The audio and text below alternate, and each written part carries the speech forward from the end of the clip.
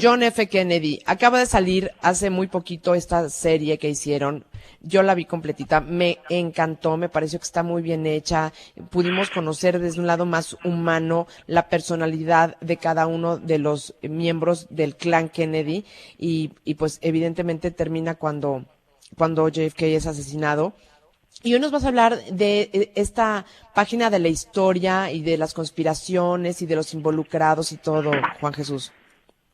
Hombre, la verdad que el asesinato de JFK, de John Fitzgerald Kennedy, es la madre de las conspiraciones, porque si uno lo analiza fríamente, hay una cantidad de cabos sueltos y de digamos, de piezas del puzzle que en absoluto encajan. Todo empieza un 22 de noviembre del año 1963 en Dallas, cuando John Fitzgerald Kennedy, en aquel gran coche, en aquel gran Cadillac, va para dar un discurso.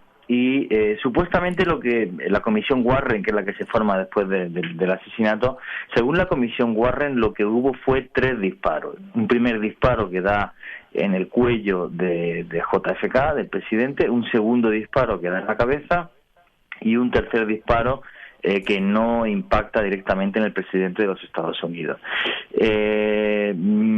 Una de las cosas, vamos a llamar extrañas o curiosas, es lo primero es quién fue el asesino. El asesino, en principio, es Lee Harvey Oswald, que era empleado, que estaba en unos almacenes de tela, y desde ahí realiza los disparos. La historia de Oswald ya es muy extraña para la época para la que estamos hablando. En el sentido porque de que... nos hemos vuelto también muy suspicaces cada vez más y tenemos más elementos que nos pudieran, si nos colocáramos si hoy en día se diera un evento de este tipo, hay muchísimos más elementos tecnológicos y científicos para analizarlo, ¿no? Sí, pero bueno, hay cosas que caen por su propio peso. O sea, Jim Garrison, que es el que abre luego un nuevo juicio, digamos, o intenta abrir un nuevo juicio sobre lo que le pasa en el asesinato de JFK. Vamos a ver, hay una cosa que está muy clara. Si hubo 3 disparos, que hay 2 testigos que dicen que fueron 4, y se ve claramente en las imágenes de vídeo, se ve muy claro como la bala que mata al presidente de los Estados Unidos hace que la parte de atrás de la cabeza prácticamente se desprenda. O sea, el tiro entró por delante, por la frente y por la cara del presidente de los Estados Unidos. Y eso se podía ver en 1963, frame a frame, perfectamente. No hacen falta los métodos de hoy día. Esa es una de las cosas que más hace que los investigadores hablasen en su momento de conspiración. O sea, la bala que mata al presidente de los Estados Unidos es imposible que la disparase Lee Oswald. Es completamente imposible por el ángulo de tiro. Entonces, eso, ya te digo, no hace falta que estuviéramos hoy día para poder haberlo visto. Luego, otra de las cosas, por ejemplo, más extrañas y que da pie a que se hable de conspiración es la siguiente. Vamos a ver, hay 2 personas que hablan de 4 disparos. Entonces, una de estas personas, tengo por aquí delante el nombre apuntado, a ver si lo puedo James Files. Sí. No, hay 2 personas que son claves en la historia, que es Lee Bowers. Lee Bowers Jr., que trabajaba en una torre de control de ferrocarriles de la que podía divisar perfectamente el escenario del crimen. Pues este señor, Lee Bowers, vio perfectamente cómo había 2 personas apostadas en una valla en un lugar desde el que pudieron haber disparado perfectamente. Entonces, lo curioso de Lee Bowers es que una vez que declara y comenta esto, muere 3 años más tarde porque el coche de repente se le va y se estrella contra un pilar de hormigón. Otra de las cosas que hace que demos pie a hablar de conspiración es que en la comisión Warren hay un congresista norteamericano que es Allen Brooks, que es el único que está diciendo y que empieza a decir públicamente que la comisión Warren, y además esto es literal, hay personas que están actuando como la antigua Gestapo de los nazis. Bueno, pues resulta que pocos días más tarde Brooks coge un avión por Alaska y el avión jamás aparece, ni él tampoco. Entonces, claro, hay una serie de elementos que no encuadran. También otra de las personas que habla de 4 disparos es Richard Carr, que justo 3 años más tarde resulta que es atropellado por un vehículo que se da la fuga.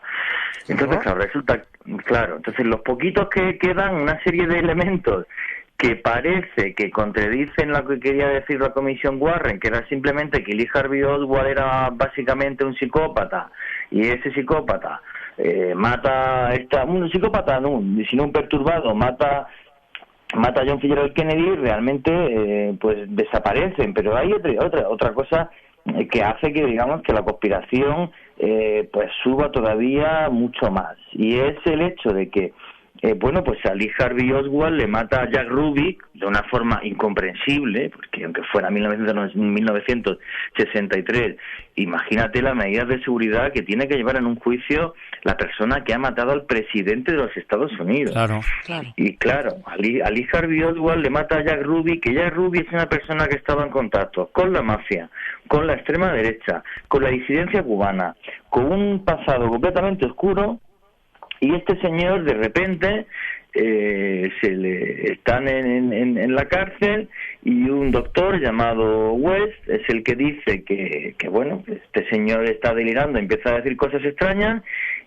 West empieza a medicarlo y a los pocos meses coge un cáncer que acaba con él. Entonces, claro, no hace falta ser muy inteligente para ver la conspiración por aquí. Claro, hay dos cabos sueltos por todos lados que tenían que detenerlos. No solamente cabo suelto por todos lados, sino hay 2 personas que dicen que hay una serie de disparos que no corresponden. Esas 2 personas fallecen en condiciones extrañas. El asesino que mata a Oswald, de repente dicen que sale por la cárcel, un extraño doctor aparece allí, le da una serie de terapias y muere de cáncer.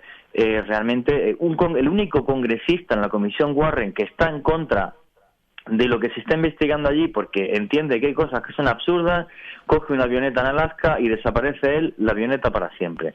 Entonces realmente la conspiración huele, y por una cosa, hay que también intentar meternos en la mentalidad que había en los años 60 en Estados Unidos en aquella época, un momento en el que Estados Unidos está digamos en plena ebullición, donde se está abriendo a toda una serie que había de limitaciones raciales, de racismo, de cosas en las que John Fitzgerald Kennedy era un presidente que estaba muy avanzado en su tiempo, era una persona liberal, el primer presidente católico de Estados Unidos, y realmente era una persona en la que, que digamos que quería una apertura de la sociedad norteamericana. Aquí las personas que apoyan la conspiración la apoyan en que si quisieron matar a Kennedy fue básicamente por 2 cosas.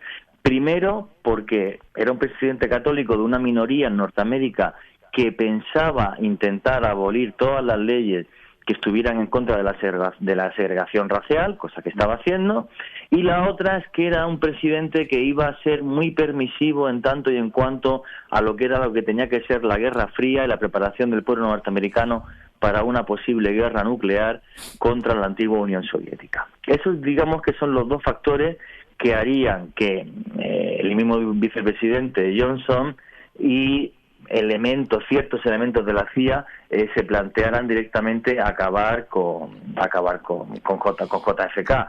Y otra de las cosas curiosas, además, pues es eso, vamos a ver, imaginaos lo que era en 1963, una persona como Oswald, que fue su asesino, que es un tipo que en el año 59 va a la Unión Soviética, se casa, tiene una hija, regresa a Estados Unidos, que tenía ciertas conexiones con la CIA ya en aquel tiempo, es el único implicado que hay en el asesinato directo de él.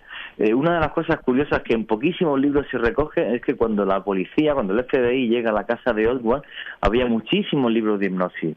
Y otra de las teorías es que habían experimentado con él haciendo la hipnosis de tipo regresivo y de tipo para que en su mente, digamos, hubiera recuerdos que él pudiera encubrir sobre ciertos entrenamientos que tuvo.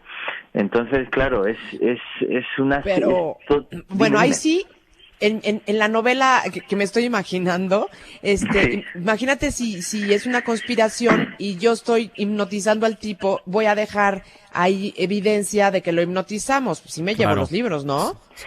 Hombre, él tenía muchísimos libros efectivamente sobre hipnosis en la casa. Sería, como tú dices, también bastante absurdo. Estamos hablando de la mejor conspiración de la historia, bueno, pues el hecho de que hubiera libros ahí. Sí es cierto una cosa, si yo mediante órdenes poshipnóticas, vamos a ver, lo peor que le podía pasar si esto fuera una conspiración es que realmente Lee Harvey Oswald pues contara que estaba implicado. Lo que yo haría si fuera el malo de la película es intentar que este señor pues realmente esté implicado, sea el que dispare el gatillo, pero incluso si lo coge la policía o si lo coge el FBI, no pueda recordar nunca decir toda la verdad. Digamos que se le haga se le provoque un trastorno psiquiátrico o un trastorno psicopático. Sí es cierto, y luego además se demostró que ese tipo de experimentos los estaba llevando el gobierno norteamericano en un proyecto que se llamó MKUltra, por el que mucha gente acabó condenada. Ese es otro tema que un día, si queréis, os puedo comentar. O sea, la guerra psicológica, lo de a la gente loca o hacer que realmente no supiera lo que hicieran, sí eran proyectos norteamericanos que había y que luego llevaron incluso a alguna gente a la cárcel dentro de los Estados Unidos, ya que se dieron cuenta que, bueno, dime. Es decir, si Lee Harvey Oswald lo querían pintar como un psicópata, lo estaban trastornando, y de todas maneras el forense puede ver que el ángulo del tiro no podía haber sido él, pues es que evidentemente querían usarlo como un poco chivo expiatorio por más que haya disparado otro de los balazos. Era el tonto de la película. Claro. Lee Harvey Oswald era el tonto de la película, porque yo soy de los que opinan que es que, aunque él disparó, pues sí, lo que está claro que él disparó, posiblemente ninguno de los disparos que él tiró, Oswald ni siquiera alcanzase el coche. Uno de los dos testigos que mencioné que murió, comentaba cómo vio una persona con un abrigo negro salir unos minutos antes que Oswald del mismo edificio, que posiblemente fue realmente el tirador. Fue el segundo tirador. Tuvo que haber mínimo 2 tiradores. Entonces, hay un testigo que ve cómo baja la persona del abrigo negro y hay otro testigo que es el que está, el ferroviario, el que está en la torre ferroviaria, que ve justo en el ángulo de tiro, desde donde se podía haber dado el tiro en la cabeza, a 2 personas vestidas también con vestidos negros, con trajes negros, que están apostadas allí. Entonces, oye, dime. Juan Jesús, es que, bueno, me puse a leer sobre el tema y encontré dos referencias, una a una supuesta, evidentemente estamos aquí ya hablando de conspiraciones, sí. Lo cual no está confirmado, pero dice que habría otra teoría, se me movió, en donde dicen que quizá pudiera ser Lyndon B. Johnson junto con otras personas, sí. Y que esta fue una confesión de un hombre que pertenecía a la CIA y que en su lecho de muerte hizo esta confesión a su familia. Sí, y la otra, hay un hombre que se llama, ¿cómo se llama? James Files, que dice que él fue el tirador y que hay de hecho un video de confesión de este hombre. El video existe, ¿eh? Existe. El vídeo fue noticia hace unos años, recuerdo que estaba yo muy en el periodismo activo, y realmente... En el 96. Sí, el vídeo existe en el que él comenta que fue efectivamente. El vídeo existe.